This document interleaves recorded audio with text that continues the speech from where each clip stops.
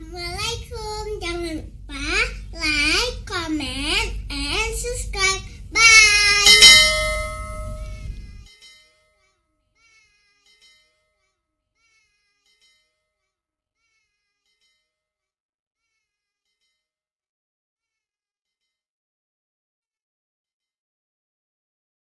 Bismillahirrahmanirrahim. Assalamualaikum warahmatullahi wabarakatuh. Alhamdulillahilladzi hadana lihadza wa ma kunna linahtadiya laula an hadana Allah. Wa man yahdillahu fala mudilla lahu wa man yudlil fala hadiya lahu. Ashhadu an la ilaha illallah وأشهد أن محمدًا عبده ورسوله لا نبي بعده. اللهم صل على سيدنا محمد الفاتح لما أغلق والخاتم لما سبق ناصر الحق بالحق والهادي إلى صراطك المستقيم وعلى آله حق قدره ومقداره العظيم. قال الله تعالى في محكم فرقانه وهو أصدق القائلين: أعوذ بالله من الشيطان الرجيم. هو الذي أرسل رسوله بالهدى ودين الحق ليظهره على الدين كله وكفى بالله شهيدا. صدق الله العظيم. Penghormatan kami kepada Ketua BKM Masjid Hidayatul Islam beserta seluruh pengurusnya, berikut Imam Cik, Imam Rawatib dan jamaah tetapnya. Yang kami hormati pula pengurus dan pembina Safari Subuh BBC beserta seluruh jamaah setianya. Terkhusus penghormatan kami kepada Imam kita tadi Al-Ustaz Mauliza Akbar yang telah memimpin salat subuh kita. Sungguh merdu, sungguh menenteramkan jiwa. Mudah-mudahan Allah berikan kepada beliau kesehatan dan kekuatan insya-Allah. Alim ulama Amir Umara, saudara-saudari kami yang tidak dapat disebutkan satu persatu insya-Allah. Semoga kita senantiasa diberikan petunjuk dan hidayah hingga akhir hayat nantinya. Amin ya rabbal alamin. Sidang jamaah yang dimuliakan oleh Allah Subhanahu wa taala, berbicara tentang hidayah, kami ingin mengulas sedikit tentang konsep hidayah sebagai bahan stretching awal menuju substansi dari tausiah kita pada subuh yang mulia ini. Sidang jamaah yang dimuliakan oleh Allah Subhanahu wa taala, hidayah itu adalah bimbingan, petunjuk yang diberikan oleh Allah Subhanahu wa taala kepada seorang hambanya berupa insyirahus sadri, kelapangan dada, begitu juga terbukanya hati hamba tersebut untuk menerima, untuk meyakini akan agama Islam, kebenaran agama Islam. Innad dina 'indallahil Islam. Maka ketika seorang hamba menerima betul, meyakini akan kebenaran Islam, berarti hamba tersebut telah menerima hidayah dari Allah Subhanahu wa taala. Sidang jamaah yang dimuliakan oleh Allah Subhanahu wa taala, para ulama menyebutkan al-hidayatu naw'ani. Hidayah itu ada dua macam. Yang pertama yang disebut dengan hidayatut taufiq warridha bil haqqi wa qabulihi, yaitu hidayah at-taufiq yang mana itu sumbernya dari Allah Subhanahu wa taala. Warridha bil haqqi wa qabulihi, Allah Subhanahu wa taala ketika memberikan hidayah berupa taufik, berupa keridaan terhadap kebenaran dan menerima kebenaran tersebut, maka hidayah macam atau model hidayah seperti ini hanya dimiliki oleh Allah Subhanahu wa taala. La yamlikuha nabiyyun wala rasulun wala malikun wala raisun wala alimun. Hidayah taufik seperti ini tidak dimiliki oleh bahkan seorang nabi, rasul, raja, begitu juga pemimpin, seorang alim ulama juga tidak memiliki hidayah yang namanya taufik war ridha bil haqqi wal qabul. Maka sidang jamaah yang dimuliakan oleh Allah Subhanahu wa taala, sebagaimana yang telah disabdakan, sebagaimana yang telah difirmankan oleh Allah Subhanahu wa taala di dalam ayat Al-Qur'anul Karim, Allah Subhanahu wa taala memberitahukan kepada Rasulullah sallallahu alaihi wasallam, innaka la tahdi man ahbabta walakinallaha yahdi man yasha wa huwa a'lamu bil muhtadin. Wahai Muhammad, innaka la tahdi man ahbabta, sesungguhnya engkau tidak memberikan petunjuk, tidak dapat memberikan hidayah kepada orang-orang yang engkau cintai. Walakinallaha yahdi man yasha, melainkan Allah Subhanahu wa taala itu memberikan hidayah, memberikan petunjuk, bimbingan kepada siapapun yang Allah kehendaki. Karena Allah Subhanahu wa taala yang paling tahu tentang orang-orang yang layak diberikan hidayah. Maka dalam hal ini ada sebuah kisah ketika Rasulullah sallallahu alaihi wasallam, ketika Rasulullah mendatangi rumah Abu Talib. Siapa Abu Talib? Pamanda Rasulullah sallallahu alaihi wasallam.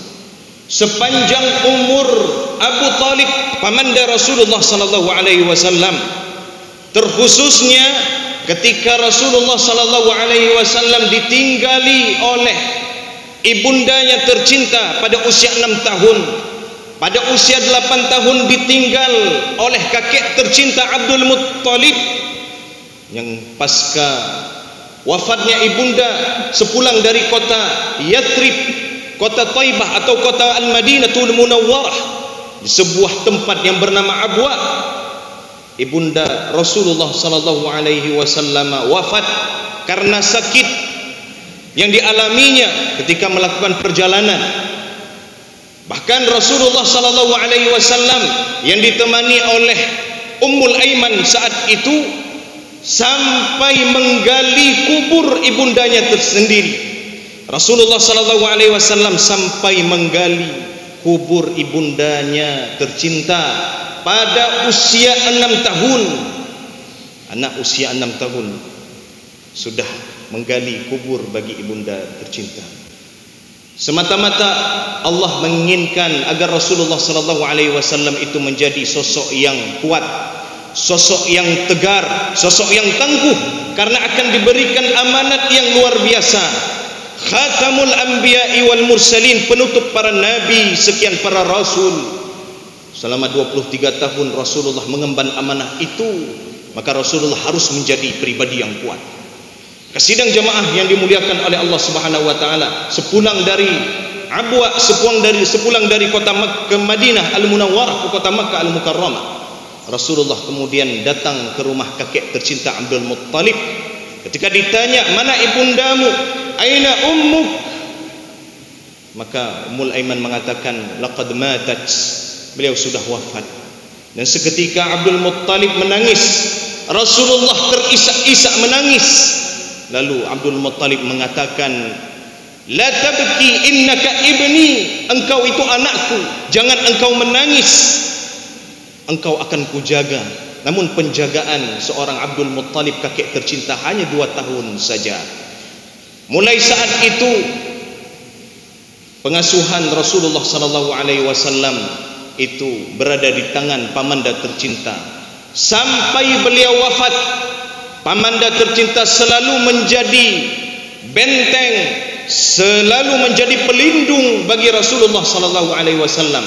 Dan tatkala Abu Talib wafat, falamma hadarat Abu Talibin al-wafa, ketika wafat, ketika beliau mengalami sakaratul maut, Rasulullah sallallahu alaihi wasallam masuk ke rumah Abu Talib, dan ternyata di rumah Abu Talib itu ada Abu Jahal, ada Abdullah bin Abi Mughirah, Abi Umayyah.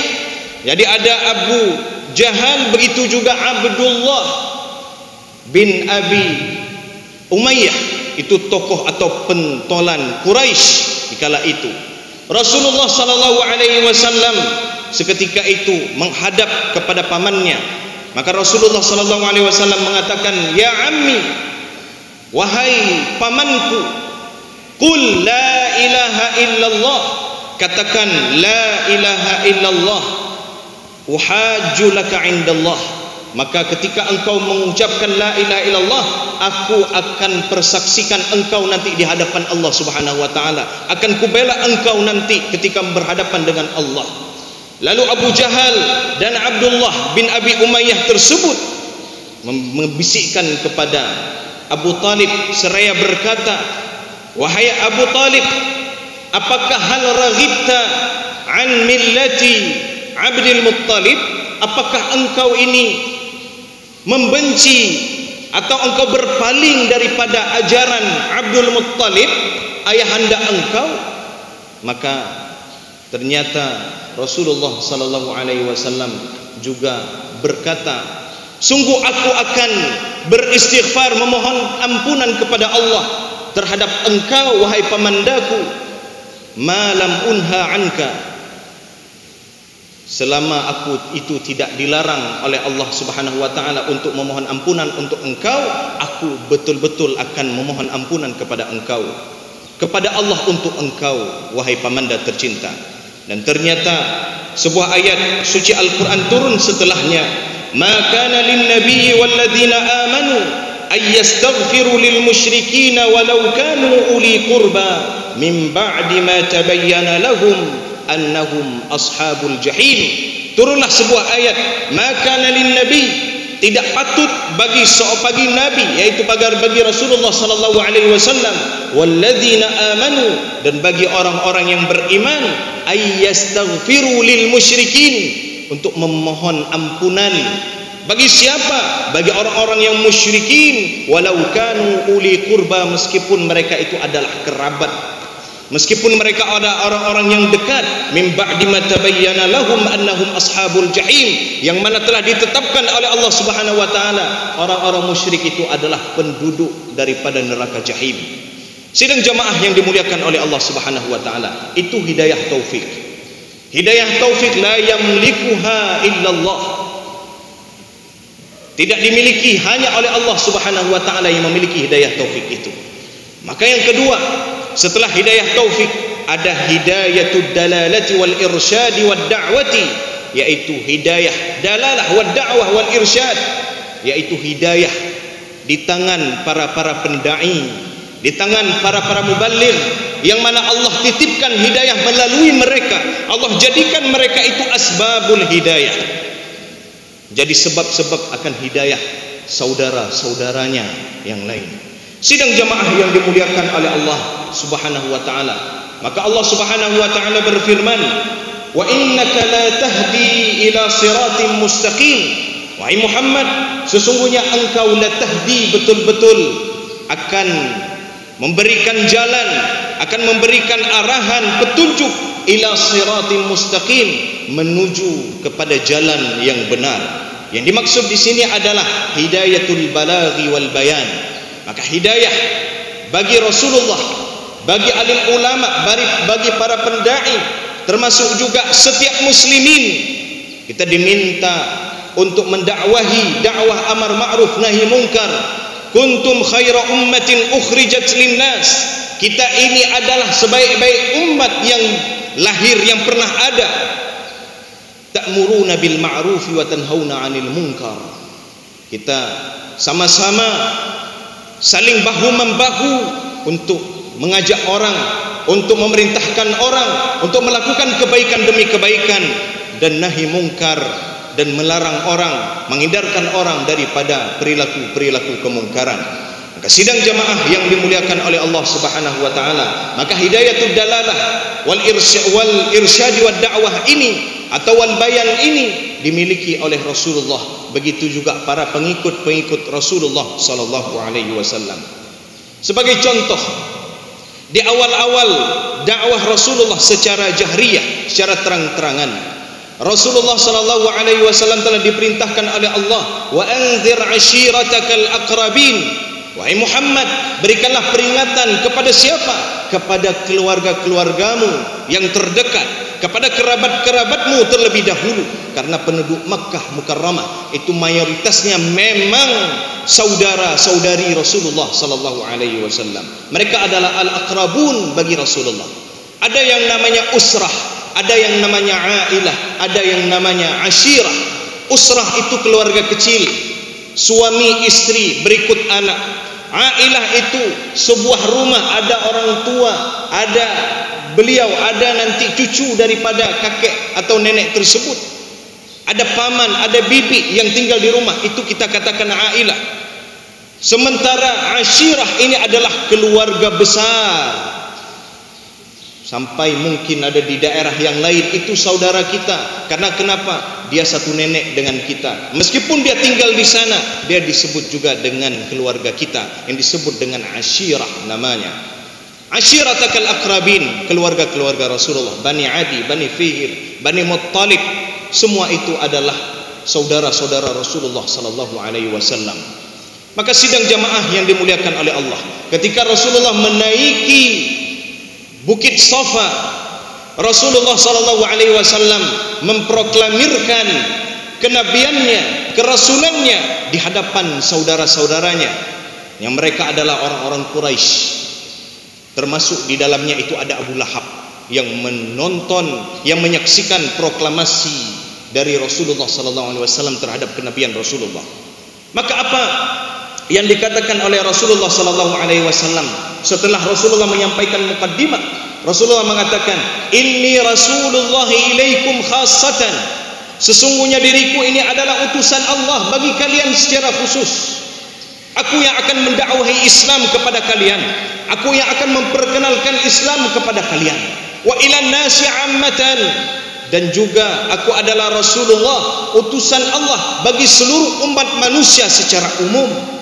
Wallahi latamutunna kama tanamun, kata Rasulullah. Sungguh kalian itu betul-betul akan mati sebagaimana kalian itu tidur. Wala tub'atsunna kama tastayqizun, dan kalian itu akan dibangkitkan layaknya kalian bangun dari tidur kalian. Wala tuhasabunna bima ta'malun, dan kalian akan dihisab oleh Allah Subhanahu wa taala, betul-betul akan dihisab oleh Allah Subhanahu wa taala bima kuntum ta'malun, terhadap apapun yang telah kalian laksanakan. Wa innaha al-jannatu abada awin naru abada. Rasulullah berikan ikhtitam, penutup daripada proklamasinya itu adalah innaha al-jannatu abada. Ada surga yang sifatnya abadi, kekal selama-lamanya, kenikmatan yang kekal, sungai yang mengalir yang kekal. Begitu juga kenikmatan berupa buah-buahan, berupa bidadari yang itu bisa dinikmati selama-lamanya. Awin naru abada, atau justru masuk ke dalam suatu lembah neraka, tempat yang panas, api menggelora, dan itu juga sifatnya abadi, kekal selama-lamanya. Kalau kalian kufur, kalian akan masuk ke dalam nar abada. Kalau kalian masuk Islam, beriman kepadaku, beriman kepada Allah, kalian akan masuk ke dalam al-jannah abada.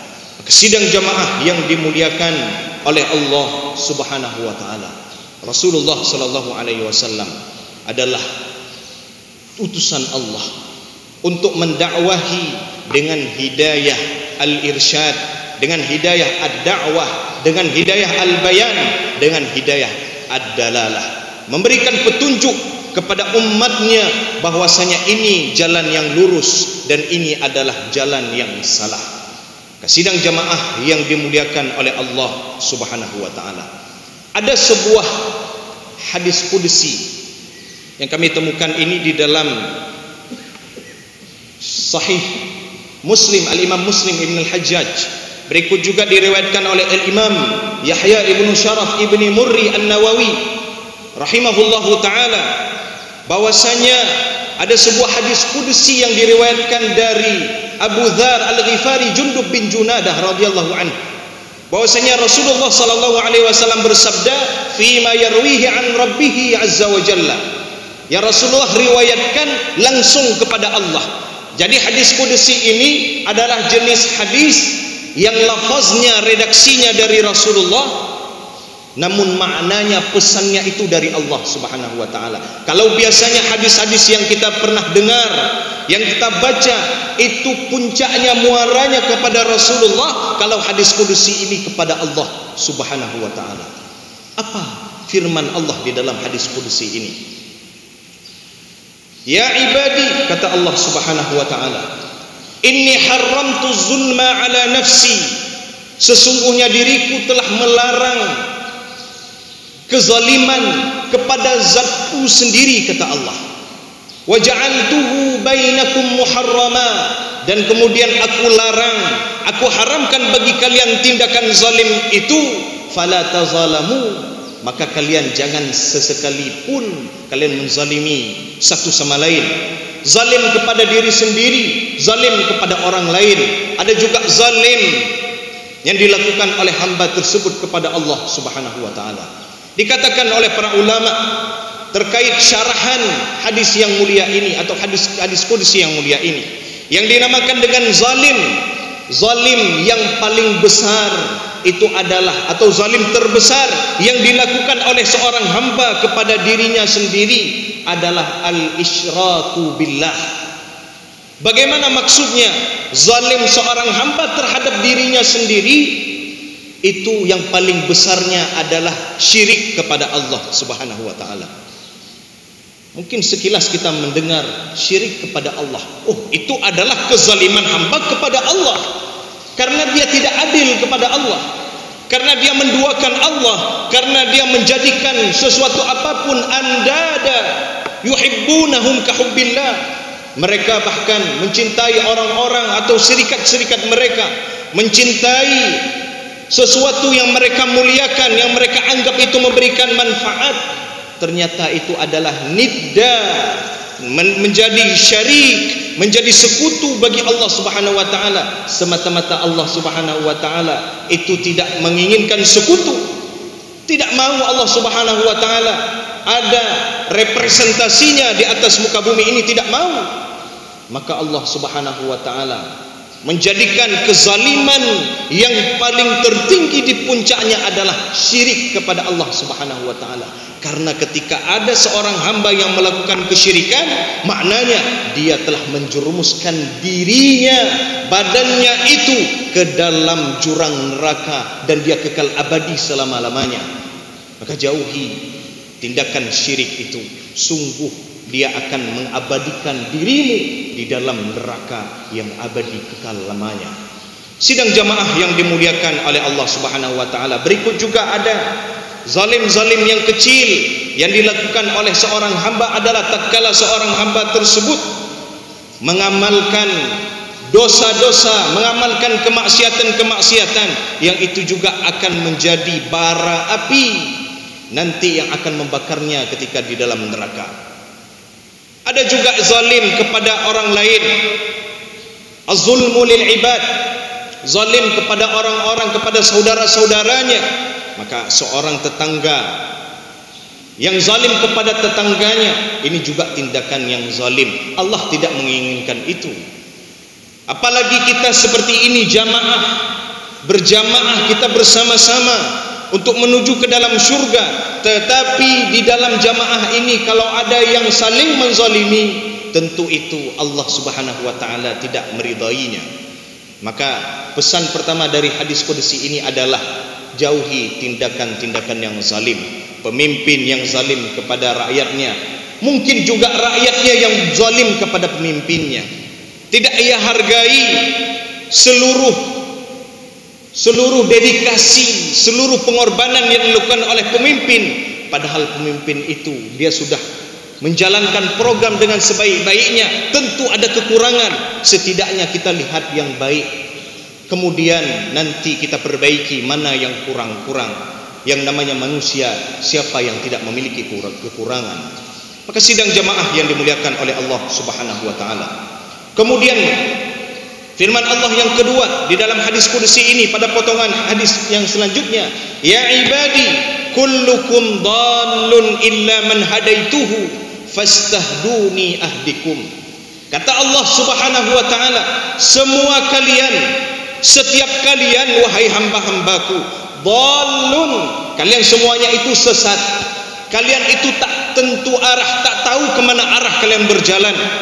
Layaknya seorang hamba atau sekerumunan manusia berjalan di sebuah jalan yang gelap gulita. Ia tidak tahu kemana dia akan menuju. Apakah menuju ke lurus, atau belok ke kanan, atau belok ke kiri, atau nyatanya di sana ada bundaran, dia harus memilih ke kanan, ke kiri, atau lurus. Sesungguhnya tidak tahu. Seluruh manusia itu tidak mengetahui.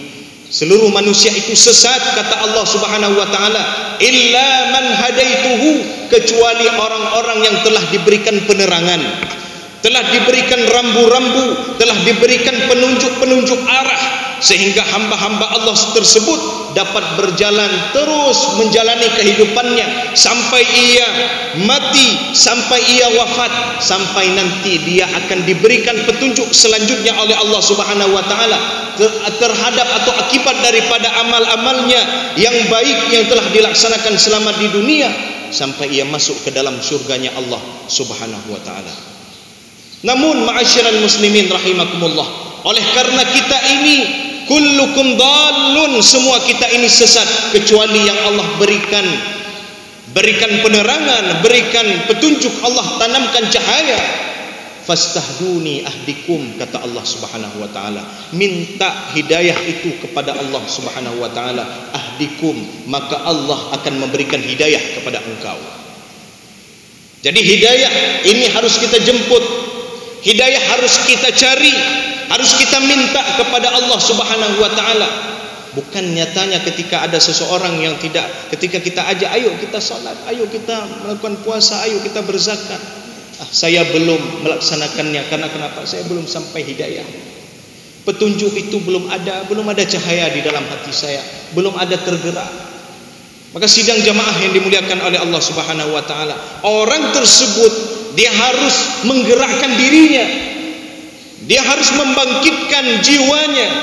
Dia bermula dengan melakukan kebaikan-kebaikan yang sederhana, yang kecil, namun itu berefek, karena kebaikan tersebut akan menghantarkannya kepada kebaikan selanjutnya. Kebaikan selanjutnya akan menghantarkan dirinya kepada kebaikan-kebaikan seterusnya.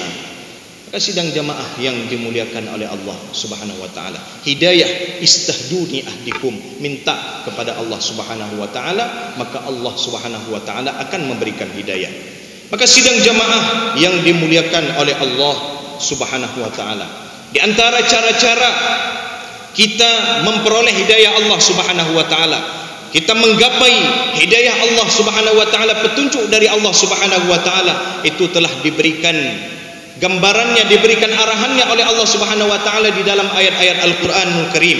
Di antaranya adalah ayat suci Al-Qur'an, fa imma ya'tiyannakum minni hudan faman tabi'a hudaya fala yadhillu wa la yashqa. Atau di ayat yang lain, fala khaufun 'alaihim wa lahum yahzanun.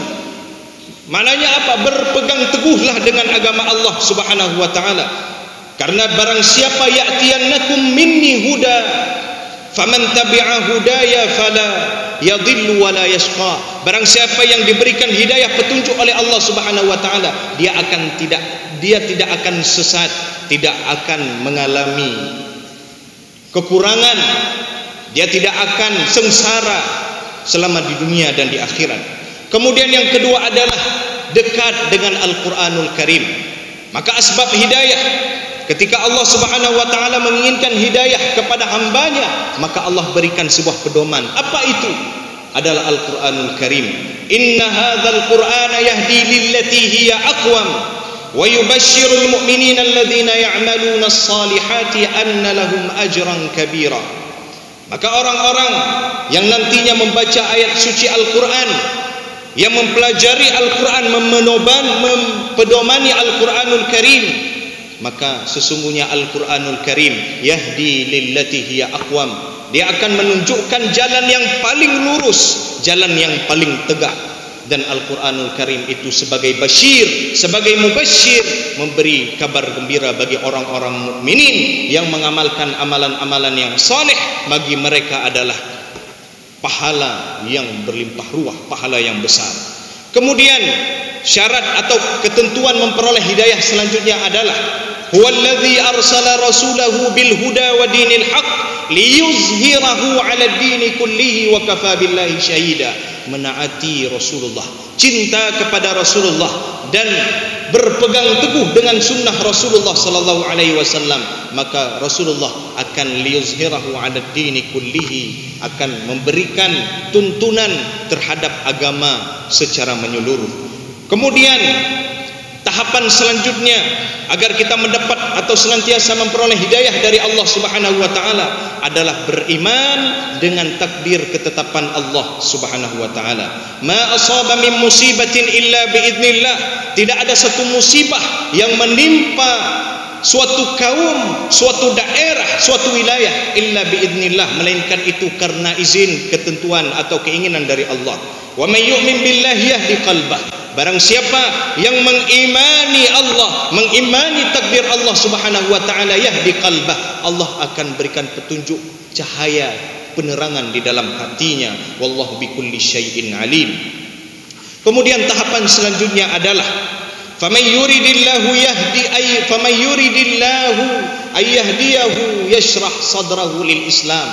Barang siapa yang senantiasa menerima Islam dengan berlapang dada, maka Allah Subhanahu wa taala akan berikan petunjuk kepada dirinya, ayyahdiyahu lil Islam, atau ayyahdiyahu yashrah sadrahu lil Islam, akan Allah berikan kelapangan dada baginya untuk menerima Islam. Dan yang terakhir adalah tahapan agar kita menggapai hidayah Allah Subhanahu wa taala dengan senantiasa bermujahadah fi sabilillah, yaitu walladzina jahadu fina lanahdiyannahum subulana. Barang siapa yang bermujahadah di agama Allah ini, Allah akan berikan petunjuk jalan baginya. Sidang jamaah yang dimuliakan oleh Allah Subhanahu wa taala, maka itu adalah asbab-asbab hidayah atau cara-cara agar kita menggapai hidayah dari Allah Subhanahu wa taala. Mudah-mudahan Allah Subhanahu wa taala menjadikan ibadah kita pada subuh yang mulia ini menjadi asbab hidayah. Dan sebagai penutup, kami ingin menyampaikan sebuah kisah tentang seorang yang zahid, seorang yang zuhud, seorang yang dikenal sebagai hamba yang mulia, seorang ulama ahli hikmah yang mulia. Beliau adalah Utbatul Ghulam, seseorang yang bernama Utbatul Ghulam, asal dari kota Basrah di Irak, sezaman dengan Al-Imam Hasan Al-Basri. Maka apa kisah Utbatul Ghulam ini? Terkait dengan cara Allah Subhanahu wa taala memberikan hidayah kepada seorang pemaksiat, ahli maksiat. Luar biasa Utbatul Ghulam ini, seorang yang fajir, seorang hamba yang pendosa, pemaksiat. Kana yukthir min syurbil khamri. Dia di antara maksiat yang paling besar yang dia lakukan adalah meminum khamar. Kalau konteks kita hari ini, kalau khamar mungkin jarang, tetapi kalau narkotika, narkoba itu merajalela. Lebih merajalela lagi mungkin dari zaman Rasulullah sallallahu alaihi wasallam. Utbatul Ghulam. Maka seorang yang bermaksiat ini suatu ketika hadir di sebuah pengajian yang diisi oleh Al-Imam Hasan Al-Basri. Imam Hasan Al-Basri ini juga seorang ulama yang agung. Ketika Al-Imam Hasan Al-Basri ini menyampaikan atau memberikan syarahan atau tafsiran terkait potongan ayat suci Al-Quran, alam ya'ni lilladzina amanu an takhsha'a qulubuhum li dzikrillah. Alam ya'ni lilladzina amanu, belumkah tiba masanya, belumkah tiba waktunya bagi orang-orang yang beriman, bagi orang-orang yang meyakini akan kebenaran Islam, meyakini akan wujudnya Allah Subhanahu wa taala dengan segala asma dan sifat Allah Subhanahu wa taala. an takhsha'a qulubuhum li dzikrillah, agar mereka itu senantiasa khusyuk, senantiasa konsentrasi, betul-betul merenungi Allah sebagai Tuhan mereka, merenungi betul-betul terhadap posisi mereka sebagai hamba Allah Subhanahu wa taala, yaitu dengan apa? Dengan zikrullah, dengan berzikir kepada Allah, mengingat Allah Subhanahu wa taala. Belumkah tiba bagi orang mukminin? Ini redaksi ayat ini ketika disampaikan oleh Al-Imam Hasan Al-Basri, ketika disampaikan oleh beliau bahwasanya orang-orang yang melakukan zikir kepada Allah Subhanahu wa taala itu akan diberikan hidayah senantiasa oleh Allah Subhanahu wa taala. Maka orang-orang yang termasuk orang-orang yang melakukan kefasikan, orang-orang yang melakukan kemaksiatan, itu akan betul-betul ditenangkan hatinya oleh Allah Subhanahu wa taala, akan diberikan hidayah, pancaran hidayah oleh Allah Subhanahu wa taala. Maka tatkala Al-Imam Hasan Al-Basri ini menyampaikan syarahan atau tafsirannya terkait ayat tersebut, maka seorang Utbatul Ghulam bertanya kepada beliau, wahai Syekh, wahai Tuan Syekh, ya taqiyal mu'minin. Disebutkan bahwasanya Imam Hasan Al-Basri itu taqiyul mu'minin, orang mukmin yang paling bertakwa. Ayaqbalullahu ta'ala al-fajira mithli idza taba? Apakah Allah Subhanahu wa taala akan menerima taubat seorang hamba sepertiku ini, pendosa sepertiku ini? Kata Syekh Imam Hasan Al-Basri, na'am, yaqbalullahu taubata fisqika wa fujurika. Falamma sami'a Utbatul Ghulam hadzal kalam isfarra wajhuhu wartada'at fara'isuhu wa sahat sayhatan wa kharra maghsyian alaih. Luar biasa ketika disampaikan oleh Syekh atau disampaikan oleh Imam Hasan Al-Basri, iya, Allah Subhanahu wa taala akan menerima taubat orang-orang fasik sepertimu yang melakukan kemaksiatan yang banyak. Maka ketika Utbatul Ghulam mendengar penjelasan ini dari Imam Hasan Al-Basri, beliau tiba-tiba merah wajahnya, kemudian tiba-tiba beliau hilang sadar dan pingsan. Utbatul Ghulam pingsan karena kenapa? Karena tidak menyangka bahwasanya Allah Subhanahu wa taala betul-betul akan menerima taubatnya. Ketika beliau bangun, kemudian dia bertanya lagi kepada Imam Hasan Al-Basri, wahai Imam Hasan Al-Basri, apakah Allah Subhanahu wa taala akan mengampuni dosa-dosaku?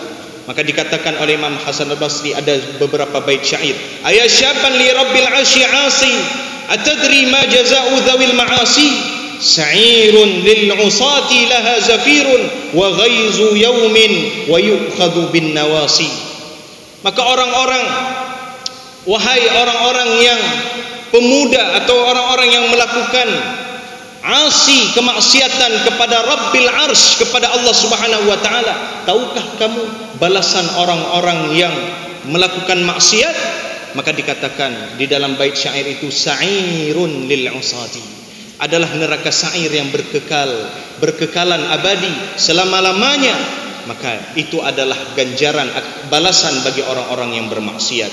Fa in tasbir 'alan nirani fa'sihi wa illa kunta 'alal 'isyani qasi.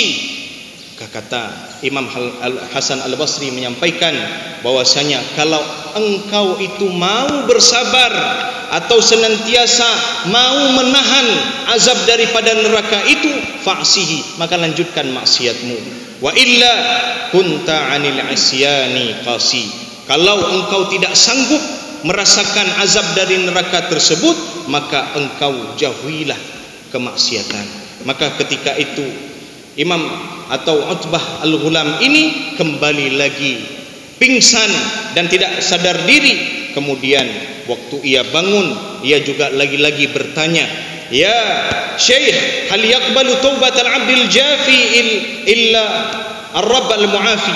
Ketika dijawab oleh Imam Hasan Al-Basri terkait keraguan seorang hamba ini yang bernama Utbatul Ghulam, maka dijawab oleh Al-Imam Hasan Al-Basri, hal yaqbalu taubatal 'abdil jafi?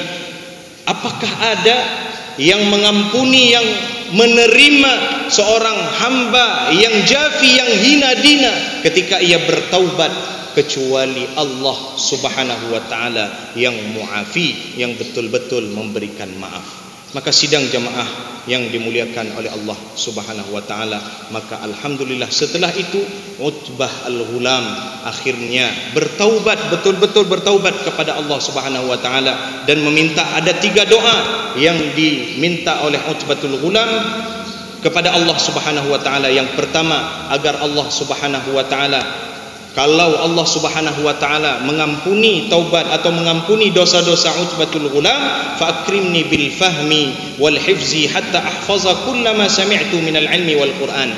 Maka dia minta kepada Allah Subhanahu wa taala agar Allah Subhanahu wa taala memberikan pemahaman, memberikan kekuatan hafalan, sehingga apapun yang ia dengar dari ilmu yang ia dengar dari Al-Quran itu masuk ke dalam dirinya. Yang kedua, ilahi akrimni bi husni saut. Ya Allah, berikanlah, anugerahkanlah kepadaku kebagusan suara, keindahan suara. Ketika ia bagus suara, maka ketika ia membaca Al-Quran, ketika ia menyampaikan tausiah-tausiah, orang-orang akan merasa tenang, orang-orang akan menjemput hidayahnya dengan asbab suaranya yang indah. Dan yang ketiga yang diminta oleh Utbatul Ghulam adalah ar-rizqul halal, rezeki yang halal. Warzuqni min haitsu la ahtasib, kata beliau bahwasanya rezeki yang halal ini dan juga adalah rezeki-rezeki yang tidak pernah terduga sebelumnya. Maka sidang jamaah yang dimuliakan oleh Allah Subhanahu wa taala, mudah-mudahan duduk kita pada subuh yang mulia ini menjadi asbab hidayah bagi kita semuanya. Mudah-mudahan Allah Subhanahu wa taala senantiasa memberikan petunjuk dan hidayahnya kepada kita semua sampai akhir hayat kita insyaallah taala. Allahumma hdina wahdi bina waj'alna sababan liman ihtada hadana Allah wa iyyakum ajma'in. Wassalamualaikum warahmatullahi wabarakatuh. Dapat bisa memberi istirahat karena untuk sajian makanan yang disediakan oleh para host